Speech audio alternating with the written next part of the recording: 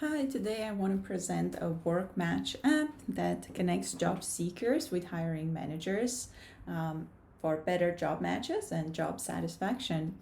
So the changes that I made since the last prototype iteration are increased contrast for active user dots. So now the user card tile has a dark background and the dot stands out more.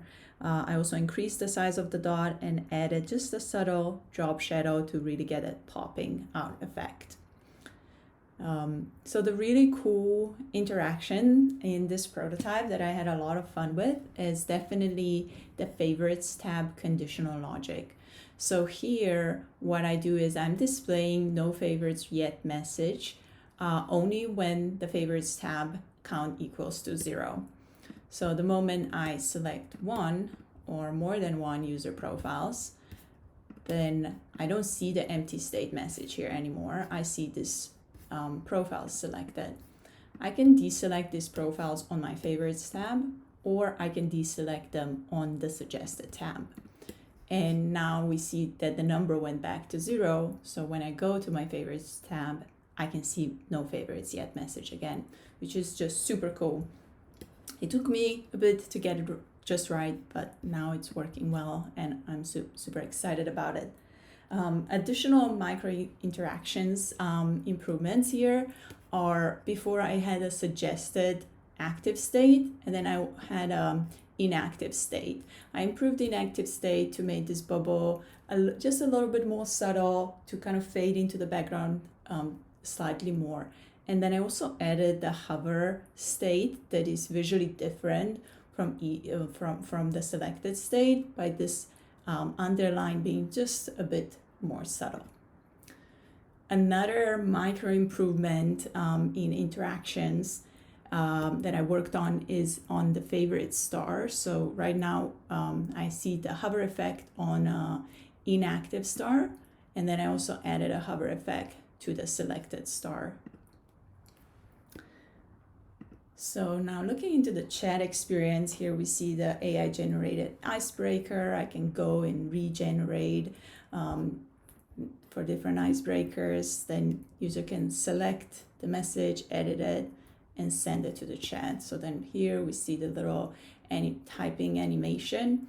But really the improvements in this experience are, again, the increase in size of the dot and then the subtle shadow just to get that little pop out effect.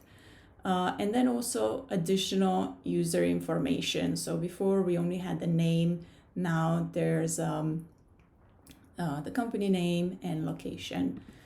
I also increased the hit target size for the back arrow to follow best practices and increase the click success rate. And then I also added this little additional link from the logo to bring you back to the home page. So here on the chats page, now I can go into any historical chat, and again, this improvements have been consistently made it throughout the prototype. I also improved the little chat icon to just kind of match the unselected state based on user feedback. And then I added this slightly tilted micro animation to this bottom navigation to just add that a little bit more fun and excitement to the app. So this is a new profile that I worked in. This is the new page that I prototyped as part of this final delivery. And here what we see is the user profile. There are all these sections I can scroll. These are all kind of form fields. They're populated now, and here I can clear them. And really exciting about this auto fill button. So the idea of this button is that I can just click on this button, and what it does is it goes and auto fills all these fields based on the information that this user has in their LinkedIn profile. And then additional interactions on this screen are the accordions. So all these 4 sections have 4 different states. So here we can see the default state, and then default state on hover, and then we see the expanded state that also has two states, so it's the default and then the hover state.